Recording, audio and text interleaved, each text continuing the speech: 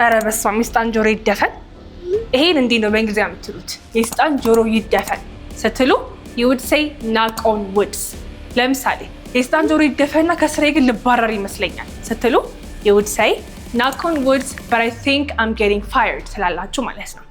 ሌላኛው ደግሞ እግዚአብሔር አያርገውና ወደ ፈጣሪ አያድርገውና ስትሉ ደግሞ how do you say it? Here you would say God forbid። Okay? እግዚአብሔር አያርገውና ድጋሚ እንዳትታመም ስትሉ you would say God forbid she gets sick again ትላላችሁ። ፈጣሪ አያርገውና ድጋሚ እንዳትታመም እያላችሁ ነው ማለት ነው። and by the way ምዝገባ ላይ ነን።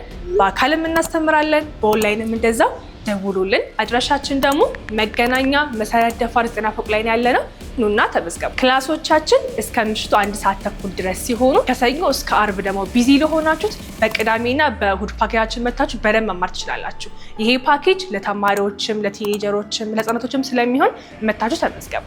the last one or ደግሞ በእናት ደሊስ ግን ትሉኛላችሁ በጸሎትሽ አስብኝ ወይም በጸሎት አስበኝ ስትሉ የሆነን ሰው እንዴት ነው የምትሉት? መጸለይ ፕሬይ ነው። ጸሎት ደግሞ ፕሬየር ነው አይደለ? አንድን ሰው በጸሎት አስበኝ ስትሉት ምን ትላላችሁ? keep me in your prayer ትላላችሁ ማለት ነው። keep me in your prayer ካልሆነ ሰው በጸሎታችሁ አስቡኝ ያላችሁ ነው ማለት ነው። እስኪ ማን ነው ጎበዝ ፈጣሪ ያጽናችሁ በእንግሊዝኛ እንዴት ነው የሚባለው? ኮሜንት ላይ አስቀምጡልኝ። I'll check everybody's comments, okay?